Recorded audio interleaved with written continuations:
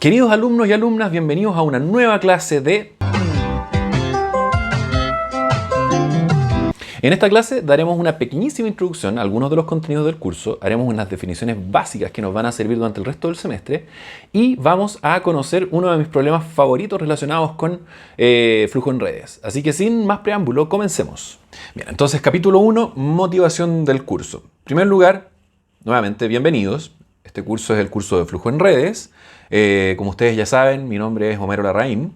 Este curso tiene como requisitos optimización e ingeniería de transporte como correquisito. La website del curso va a ser vía Canvas y el texto guía del curso va a ser el Ajuya, Magnanti y Orlin. El libro se llama Network Flows. Y como en confianza le vamos a llamar el amo a este libro por sus iniciales. El material de este curso, y se los dejo claro desde ya, tengo que darle crédito a las fuertes influencias que ha tenido, que son el profesor James Orlin, uno de los autores del amo, y sus PowerPoints donde muestra cómo funcionan los algoritmos que vamos a estudiar. Y también, por supuesto, los apuntes de los otros profesores que han hecho este curso, Juan Carlos Muñoz y Matías Clapp. Les cuento un poquitito sobre mí. Ahí ven algunas fotos mías que me describen un poco. Soy músico aficionado, ciclista, fanático de la calle Penny Lane. No, en realidad, fanático de los Beatles en general.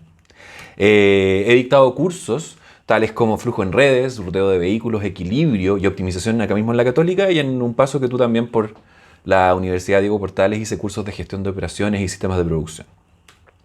Y tengo muchos otros intereses que vamos a poder ir conociendo en el transcurso de este semestre, pero dentro de ellos, además de la música, estaría el cine, los libros, andar en bici, la tipografía y el diseño en general me encantan, los juegos de ingenio, soy fanático de los juegos de ingenio y voy a tratar de combinar eso y usarlos cuando sirvan para ilustrar algunos de los puntos de este curso, y los cubos Rubik en particular también me gustan mucho, tengo una pequeña colección que quizá en algún momento se las voy a mostrar. Bueno, estos son algunos de mis papers. Para que conozcan un poquito mi línea de investigación, tiene a grandes rasgos dos patitas importantes. Una es el diseño de servicios de transporte público y la otra es problemas de ruteo de vehículos. Y los dos tienen en común que son problemas que se plantean sobre redes. Entonces las herramientas que hago en este curso son la base no solo para mis dos líneas de investigación, sino para un montón de cosas interesantes que se hacen en la ingeniería de transporte y con aplicaciones súper concretas en la práctica. ¿Sí? Acá hay algunos, los que ven acá en la pantalla son algunos de mis papers sobre transporte público. En esta segunda mitad, si quieren los pausan y leen con calma, pero van a ver que hay algunas cosas que tienen más que ver con ruteo de vehículos como este de acá, o este de acá, que es un problema de manejo de inventario y ruteo de plata, básicamente, para cajeros automáticos. Entonces, la cosa es que las cosas que vamos a aprender en este curso tienen un montón de aplicaciones prácticas e interesantes en el mundo del transporte. ¿Qué es una red? Central, esencial en lo que nosotros vemos en este curso, ¿cierto? No por nada la palabra red está en el título. Cuando pensamos en redes se nos vienen muchas cosas a la cabeza, ¿cierto? Normalmente cuando esto yo lo hago en vivo en clases, hago que ustedes levanten las manos y me vayan diciendo algunas ideas, pero las que sí o sí aparecen al comienzo, sobre todo en una clase de ruteo de vehículos, en la especialidad de transporte que es la nuestra, está por supuesto la red vial. La red vial es una de las clásicas redes en las que nosotros pensaríamos, la red de metro, la red de Transantiago, ¿cierto? Acá estamos todavía súper metidos de cerquita en el contexto del transporte urbano al que estamos acostumbrados, pero también podemos ir un poquito más allá y pensar, por ejemplo, en redes, que esto de acá podría representar, por ejemplo, una red de conexiones de tráfico aéreo, por ejemplo, ¿sí? Acá tengo un ejemplo que es una red de tendido eléctrico, red de distribución de energía, que a pesar de corresponder a quizás otra especialidad de la ingeniería que no es la nuestra, trabaja con conceptos muy similares a los que nosotros vemos en este curso. Y acá al final pongo una ilustración porque por supuesto que cuando uno habla de redes hoy día no puede no pensar en las redes sociales. Y las redes sociales también tienen una estructura de red y también eso significa que muchos problemas que están detrás de cosas que podríamos querer optimizar o diseñar para redes sociales aplican algoritmos de los que vamos a ver en este curso. Hagamos una definición bien preliminar o bien general de lo que es una red. Una red o un grafo, en matemáticas se le dice más bien grafo, y en la práctica, en la ingeniería y en la calle se les dice más bien red. Pero un grafo, G, se define como un conjunto de nodos y un conjunto de arcos. De hecho, normalmente se ocupa esta notación que está acá. Se dice que G, un grafo, es igual a un conjunto de nodos y un conjunto de arcos. Algunos ejemplos para traducir esto en el concepto de redes, que nosotros, de los ejemplos genéricos que vimos recién, los nodos de una red pueden representar un montón de cosas. Podrían ser, por ejemplo, las intersecciones de las calles. Y en ese caso los arcos serían las conexiones entre intersecciones, que serían las mismas calles. O también pueden ser puentes, como dice acá.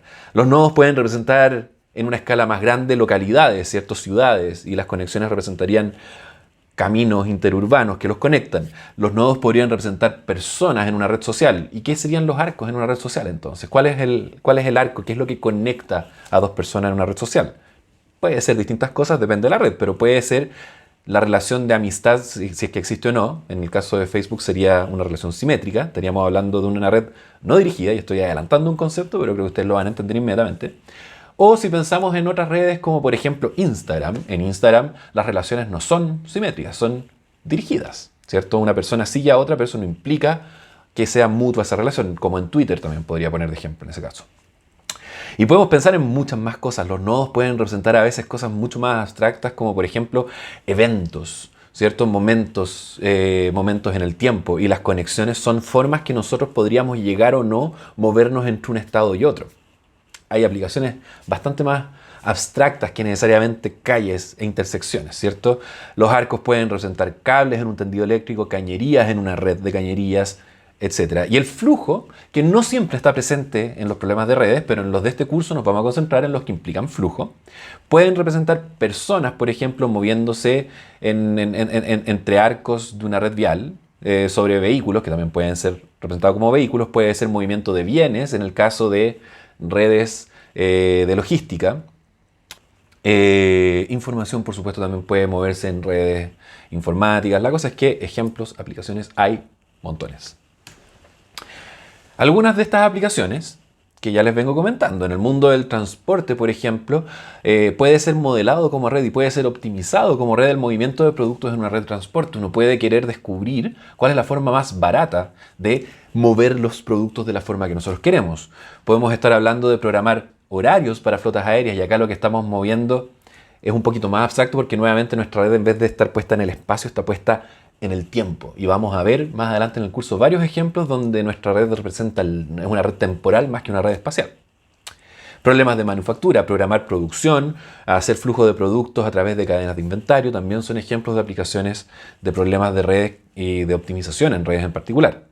En redes de comunicación podemos hablar del diseño y expansión de sistemas de comunicación, ¿cierto? Construir el cableado de una región geográfica.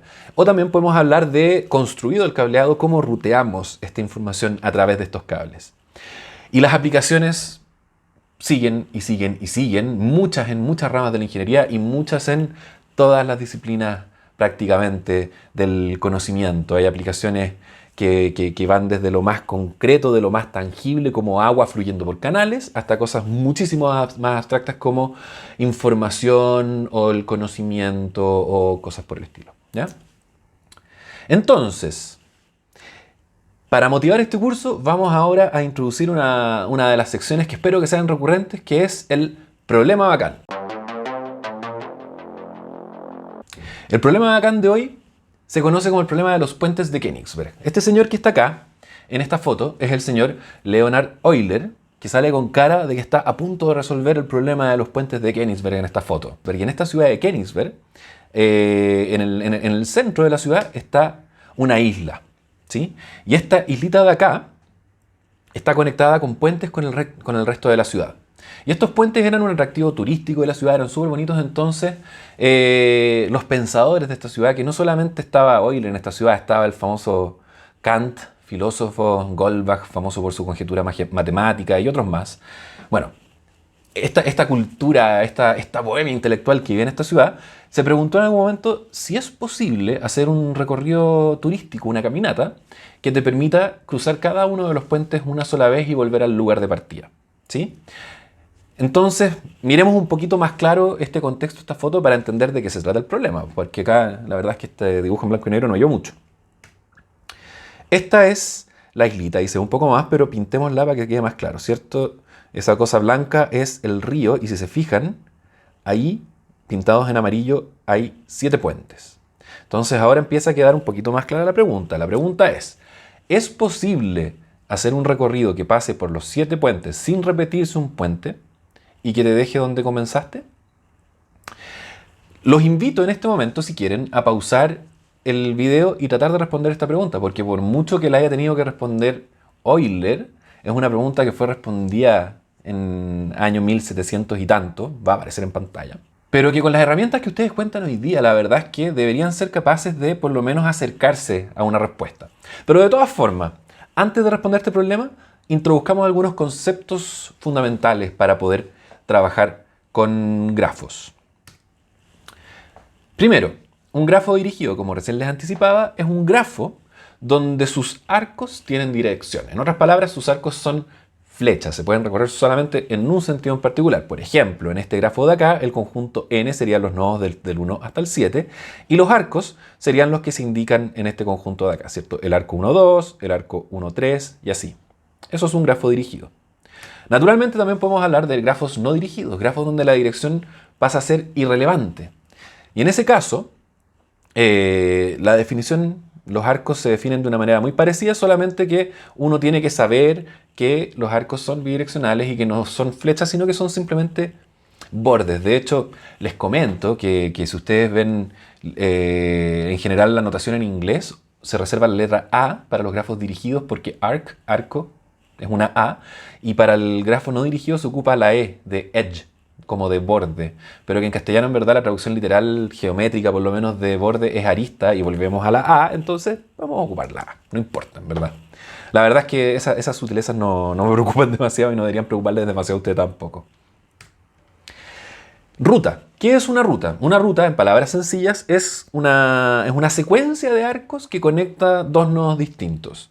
Y una ruta puede ser no dirigida o dirigida. Normalmente uno entiende que está hablando de una ruta dirigida.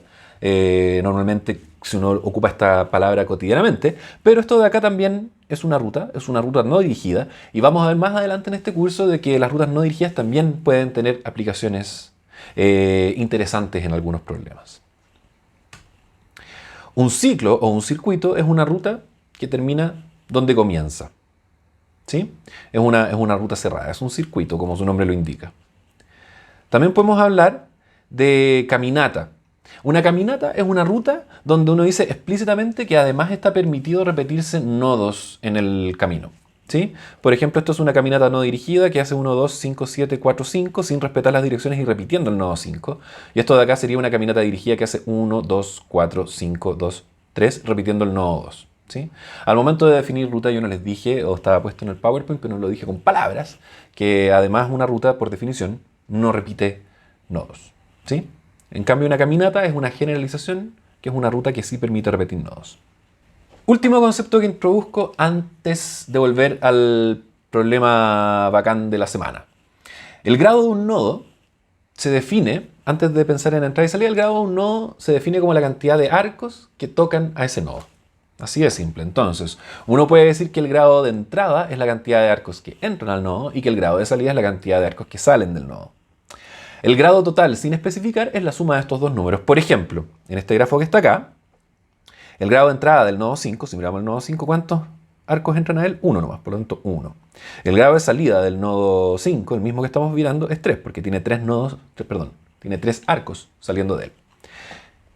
Por lo tanto, el grado del nodo 5 es la suma de esos dos números y vendría a ser 4. Entonces, con esta información que tenemos, volvamos a Königsberg. ¿Qué es lo que estaba pasando en Königsberg? En Königsberg teníamos esta isla con 7 puentes y queríamos encontrar un recorrido que pasara una vez por cada puente y volviera al punto de partida. La gran gracia de este problema, o la gran gracia de Euler al resolver este problema,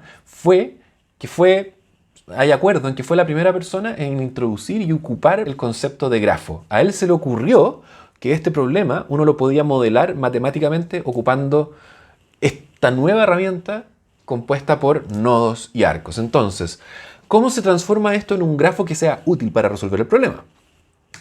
Primero, vamos a poner un nodo en cada una de las comillas islas que quedan separadas por los ríos, ¿cierto? A esto de acá le digo una comilla isla, porque no es una isla, pero en el contexto del problema podemos pensar que es una isla.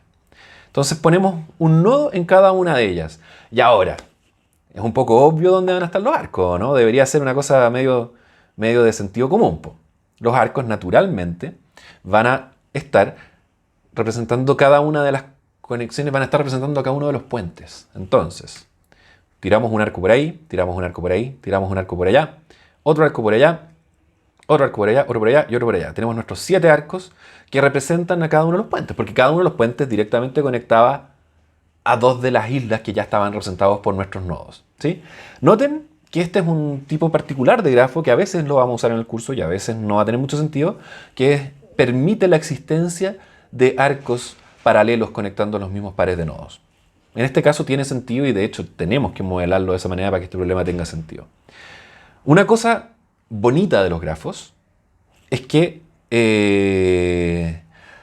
lo único que nos interesa son cuáles son los nodos y cuáles son las relaciones entre ellos. Es decir, los grafos son como flexibles. Podemos dibujar los nodos donde queramos siempre y cuando conectemos los mismos nodos que siempre tienen que estar conectados en forma correcta. Por ejemplo, este de acá lo podemos redibujar de esta manera y sigue siendo el mismo grafo, ¿sí? Esa es una de las cosas bonitas de la topología como área de investigación matemática, que es un campo de las matemáticas donde lo que importa son las relaciones entre los puntos más que sus ubicaciones exactas.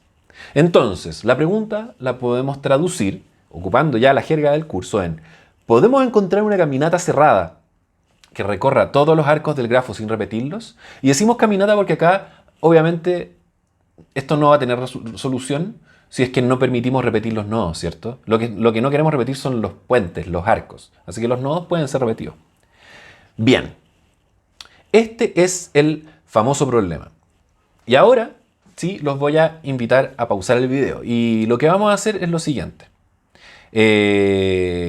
Bueno, les voy a decir la pregunta concreta que tienen que responder y de vez en cuando en mis clases yo les voy a dar la oportunidad de ustedes de pausar el video y responder. Y cuando haya que pausar, lo que vamos a hacer es hacer cortes comerciales. En los cortes comerciales ustedes saben que tienen que pausar en el comercial y si quieren volver un ratito atrás, pensar un segundito en la pregunta que les estoy haciendo y después seguir adelante para ver la respuesta. Entonces, la pregunta es: ¿es posible encontrar una caminata cerrada que recorra todos los arcos de este grafo sin repetirlos? Pero yo les voy a pedir un poquito más. ¿Por qué? Porque yo creo que ustedes rápidamente van a sospechar que no se puede.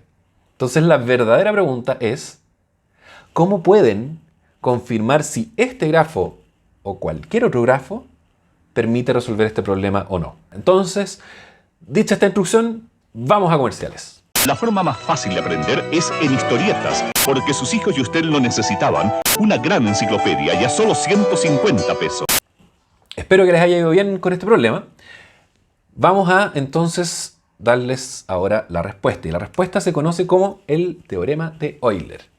El teorema de Euler dice que un grafo va a poseer un ciclo euleriano o euleriano, que es lo que estábamos buscando, este circuito que recorre todos los arcos sin repetir arcos.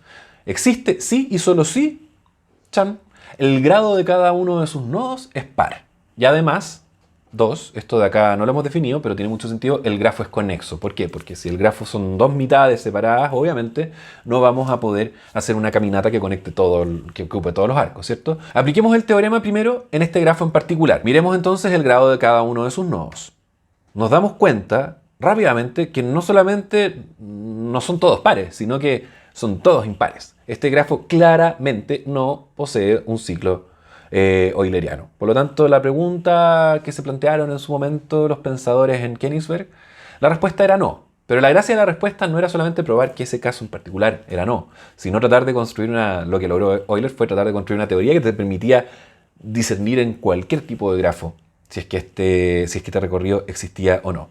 Entonces lo que vamos a hacer ahora es dar una intuición, una demostración medio superficial de por qué podemos saber que si es que existe este recorrido, entonces todos los nodos deben poseer grado par. Primero vamos entonces a hablar de la necesidad de la condición. La necesidad de la condición tiene que ver con mostrar de que si es que existe este recorrido, tiene que tener todos los nodos grado par. ¿Qué es lo que vamos a hacer? Imaginémonos que ese es un nodo cualquiera de nuestro recorrido y que ese recorrido existe, ¿sí? Supongamos que esta es una de las islas de una instancia de este problema de los puentes que sí tenía solución. Entonces, ¿qué pueden garantizar ustedes? Supongamos que el recorrido partía en otro lugar. No va a hacer ninguna diferencia. Supongamos que el recorrido partía en otro lugar. Entonces, si es que había puentes conectando con este nodo, en el momento que se visita, la persona que entra a este nodo va a entrar por un puente y va a salir por otro puente. ¿Ven para dónde vamos o no? Yo creo que ya pueden adivinarlo. Cada vez entonces que yo visite este nodo, voy a entrar por un puente y salir por otro puente. Por lo tanto, fíjense la cantidad de arcos que tocan este nodo, asumiendo que tenía solución. ¿Cierto? Si asumimos que tenía solución, cada vez que entremos vamos a tener que salir. Por lo tanto, la cantidad de arcos que tocan este nodo es par. Y esto es cierto para todos los nodos que no eran el primero. Pero ¿qué pasa con el primero? En el primero, yo voy a salir una vez, y después cada vez que pase por él le voy a sumar un nudo par, y en algún momento voy a volver a llegar a él. Entonces, el primero se junta con el último, y nuevamente es par. Por lo tanto, podemos concluir que todos los nodos efectivamente tienen que tener un número par de arcos para que exista este grafo, este recorrido, este tour de Euler. Ahora la pregunta, que es un poquito más difícil, es la suficiencia de la condición. Yo les digo, si un grafo es conexo y además todos sus nodos tienen grado par, ¿yo les puedo garantizar que existe el tour de Euler? La respuesta es sí, y la demostración o la explicación no es tan trivial, pero acá también les voy a dar una intuición. A partir de un nodo n cualquiera, es posible construir un ciclo que utilice algunos arcos del grafo y vuelva a n. ¿Qué quiero decir con esto? Yo puedo pescar el grafo y en algún momento decir, voy a partir de este nodo, cualquiera, arbitrario del grafo, y voy a salir a dar un paseo. ¿Hasta cuándo? Hasta que en algún lugar ese paseo o vuelve al nodo donde partí, o cierra un ciclo en algún lugar.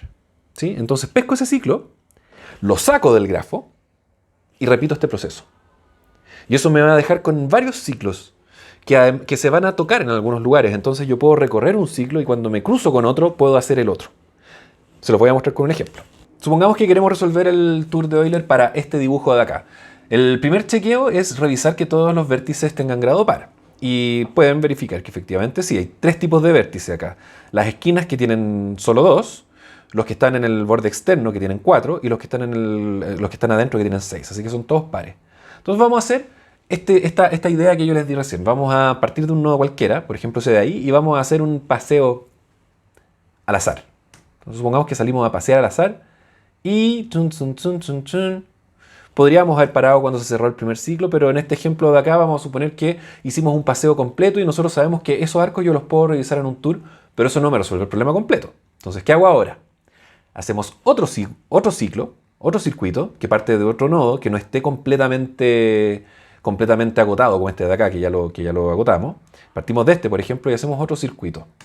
Por ejemplo, salimos a pasear y completamos ese circuito.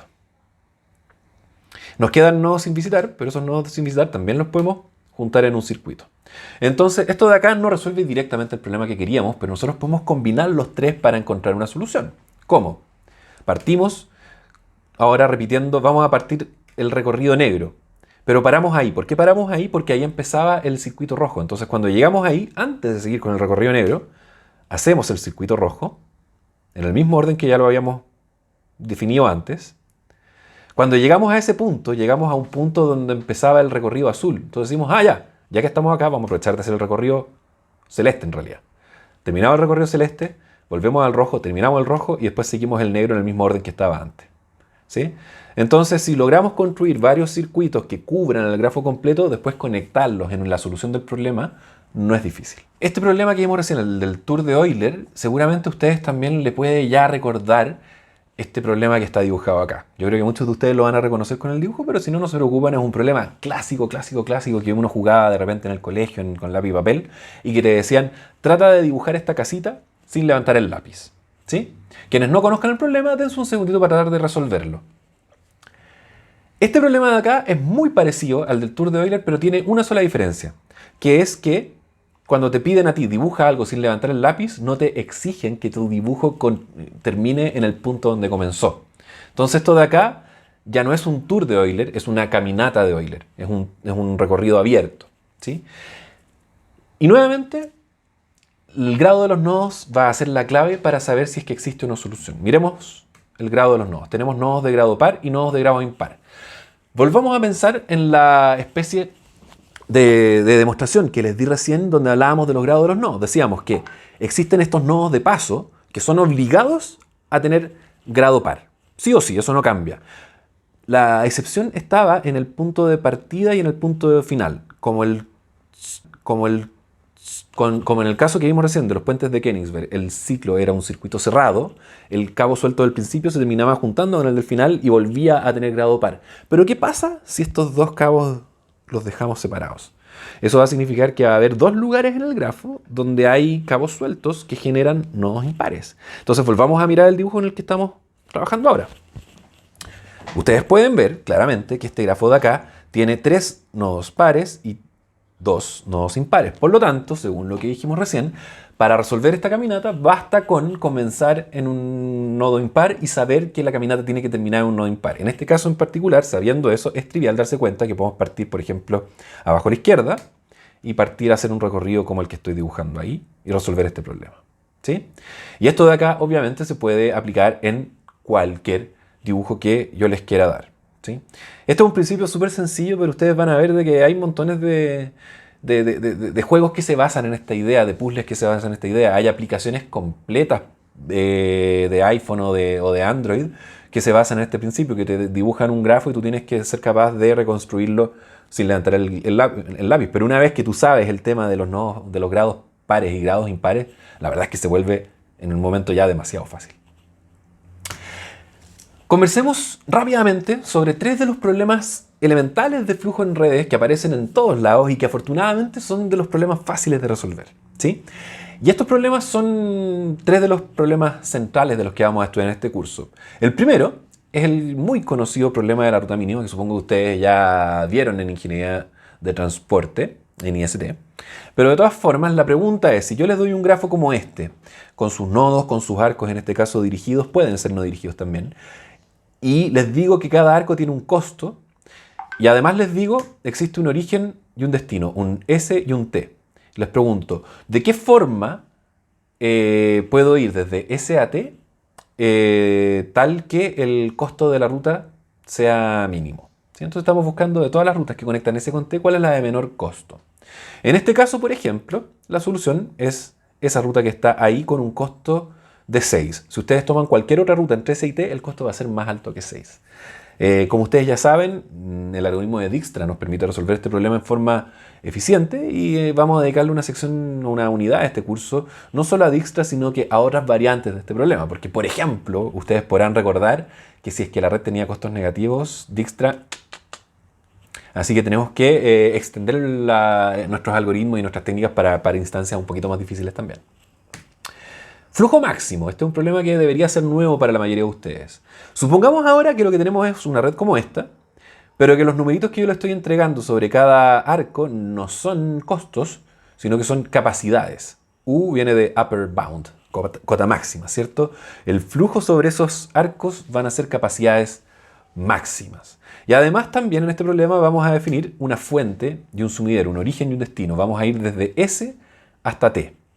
Entonces queremos mandar entre S y T todo el flujo que podamos a través de estos arcos sin en ninguno de ellos superar la capacidad que se indican. Entonces, ¿cuál es la solución de este en particular? Para que entiendan qué es lo que estamos pidiendo. Podemos en S y T enviar 6 por acá y 9 por acá. ¿Por qué no enviamos 10 por acá? Porque llegaríamos 10 acá y después 8, 1 no nos permite sacar los 10 de ahí, pues entonces no nos sirve. Por eso mandamos 9. Bueno, y una vez que mandamos estos 9 por arriba, claramente estamos obligados a dividir los 8 y 1. Y este 1 más este 6 que llegan abajo se juntan en este 7, por lo tanto, desde S hacia T, estamos en este caso mandando 15 unidades de flujo a través de esta red. Y ese es el flujo máximo de esta red que está acá. Vamos entonces a estudiar el problema de flujo máximo. Vamos a ver que tiene un montón de aplicaciones prácticas y también algorítmicas. El problema de flujo máximo aparece dentro de otros problemas más complejos muy seguido. Y el tercer problema que les voy a contar ahora, antes de terminar esta clase, es el que se conoce como el problema de flujo en redes a mínimo costo. También conocido como flujo en redes a costo mínimo. Es lo mismo. Yo lo llamo el PFMC, problema de flujo a mínimo costo. Consideremos una red dirigida GN, A, donde cada uno de los nodos genera o atrae flujo. ¿Sí? Algunos nodos van a ser fuentes de flujo, algunos nodos van a ser sumideros de flujo. Y esta generación o atracción la vamos a denotar con la letra B, donde I es el nodo, y vamos a decir que B es positivo cuando se genera el flujo ahí, cuando el flujo comienza en ese nodo, y que es negativo cuando el flujo se captura, se atrae o se demanda en ese nodo. Y además tenemos que asumir en general que todo lo que se genera y todo lo que se atrae en la red suma lo mismo. Es decir, que si sumamos todos los B, los positivos con los negativos se van a cancelar y va a dar 0, que el problema está balanceado, si no, no tiene mucho sentido. Vamos a decir además que cada uno de los arcos tiene un costo por ser utilizado y que ese costo es por cada unidad de flujo que circula por él. Además, podríamos decir que existen cotas mínimas y máximas para los flujos en cada uno de los arcos. Entonces, con esta información, lo que nosotros estábamos buscando es cómo distribuimos flujos ocupando estos arcos desde los nodos que generan hasta los nodos que atraen y con el objetivo de que el costo total sea el menor posible. Por ejemplo, supongamos que tenemos esta red que está acá, donde los números en negro representan los costos de los arcos. Tenemos generación de 10 y de 6 en los nodos 1 y 2 y tenemos una atracción de 4 en el nodo 4 y de 12 en el nodo 3. Entonces, ¿cómo podemos enviar estos flujos a través de esta red? Una posible solución sería la siguiente. Nosotros desde el nodo 10 podemos enviar, desde el nodo 1 podemos enviar directamente 10 hacia el nodo 12, ¿cierto? Podemos hacer eso. Después tenemos estos 6 arriba, pero acá queremos solo 4, por lo tanto podemos mandar 4 para acá y los otros 2 que sobran para acá y acá completamos los 12. Entonces hacemos esto. Eso es una solución del problema. ¿Cuál es el costo de esta solución? Fácil. Este arco de acá tiene costo 8 y estamos enviando por él 10. Por lo tanto, por ese lado hay 80. Por este lado hay 2 por 2, 4. Y por este lado hay 4 por 8, 36. Sumamos esas tres cosas y nos da 116. Ese es el costo de esta solución. La pregunta es, ¿se puede mejorar? Les voy a dar un segundito. Desde ahora ya. Una apasionante enciclopedia llega hoy. La respuesta es sí, se puede mejorar. Se puede mejorar. ¿Y cómo se puede mejorar? Acá ustedes podían darse cuenta, pueden probar y buscar, pero una cosa inteligente de hacer es mirar la solución y ver si hay algún lugar puntual donde mejorarla. Y nos damos cuenta de que este arco de acá cuesta 8, pero que este camino de acá, 5 más 2, tiene un costo 7 y que en el fondo cumple la misma función. Por lo tanto, estos 10 de acá, si nosotros los desviamos por acá, podemos hacer más barata la solución. ¿Y cómo lo desviamos por allá? Bueno, mandamos entonces los 10 por arriba. Y una vez que llegan acá, nosotros vamos a enviar 4 para acá. Y el resto, que van a ser 10 más 6 menos 4, 12 para abajo. ¿Sí? Y ahora que llegan esos 12 para abajo, coinciden con esto. Acá, si la demanda está balanceada, siempre la cosa va a cuadrar sola al final. ¿Sí? Bien, ese es el problema del flujo en red a mínimo costo. La solución en este caso era 106. A simple vista me parecería que no hay nuevas oportunidades de mejora acá. Me parece que el único camino alternativo que podríamos probar ahora sería mandar de 2 a 4 a través de este desvío, pero 2 más 7 es 9 versus 8 no ofrece una mejora. Por lo tanto, da la impresión de que esta es la solución óptima. Cuando veamos el algoritmo para resolver este problema en forma óptima, se van a dar cuenta de que trabaja con una lógica muy parecida a lo que hicimos recién. En el fondo, tomar una solución y buscar oportunidades para mejorarla. Con eso, terminamos la clase de hoy. Espero que hayan encontrado interesante el problema de los puentes de Königsberg. A mí, a modo personal, es un problema que me marcó. Les cuento la anécdota bien rapidito, sin darle la lata, pero estando en el colegio, una profesora me desafió a ver si era capaz de decidir qué letras del abecedario se podían escribir sin levantar el lápiz y qué letras no se podían, ¿sí? Las mayúsculas de imprenta, para que tenga sentido. Por ejemplo, la letra E, si la dibujan en el aire, ustedes están obligados a levantar el lápiz en algún momento para hacer la rayita de la mitad, ¿cierto? Hay letras que se pueden, hay letras que no. Y eso me llevó a investigar este tema y llegué a esta conclusión. Me di cuenta de que tenía que fijarme en la intersección y que los impares eran el problema. En el fondo, si uno piensa, si yo estoy dibujando sin levantar el lápiz y hago la raya que quiera al azar, esa ensalada va a tener dos extremos y cada vez que se cruce, los lugares donde se cruce va a tener una cantidad par de intersecciones. Creo que fue de esa manera que lo pensé. Así que eso, me despido. Espero que hayan quedado motivados y nos vemos en la próxima clase. Hasta la próxima.